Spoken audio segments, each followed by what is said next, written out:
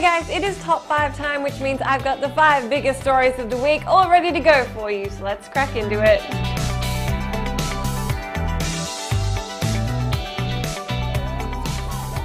First up, says creator and controversial games personality Phil Fish is selling the rights to his company and Fez after being harassed online. Said harassment included hackers obtaining his personal information, including his social security info, passwords, and company PayPal account, and subsequently posting that information online. The attack was seemingly a response to the support Phil Fish expressed to fellow indie developer Zoe Quinn, who has been caught up in her own batch of controversy that the internet has decided it should weigh in on over the last 2 weeks. Fish tweeted about his decision to sell his company and IP, saying, "No reasonable offer will be turned down. I am done. I want out."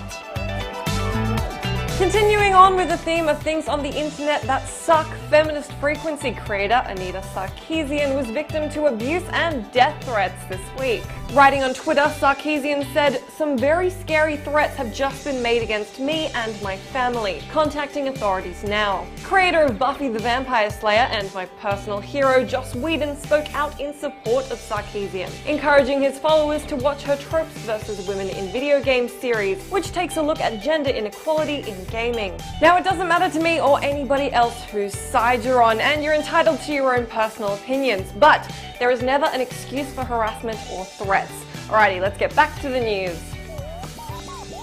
Sony are super keen for VR, probably because they have a huge personal investment in it given Project Morpheus, but nonetheless they're calling it a game changer. PlayStation Worldwide Studios president Shuhei Yoshida has said, "We have something here that we've never experienced before. Working on game development, we always try to create a new kind of experience, and having VR technology is almost unfair. Accessible game development tools like Unity are keeping the prototype ideas flowing, and Sony have said they're going all in with the technology." The hackers really were hacking this week, and one of the big ones they brought down was the PlayStation Network.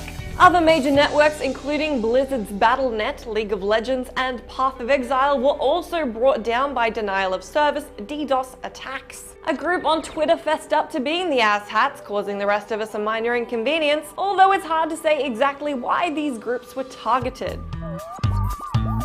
And finally, Dragon Age Inquisition was announced to be including multiplayer for the first time ever in the series.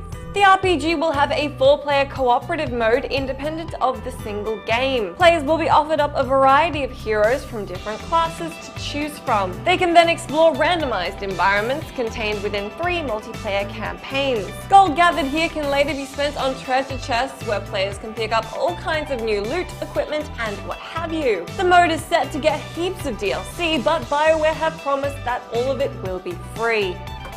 As for your question of the day, let me know whether or not you're excited for the multiplayer mode in Dragon Age Inquisition. That is it from me this week. Stay lovely and be sure to have yourself a wonderful weekend. I will see you soon.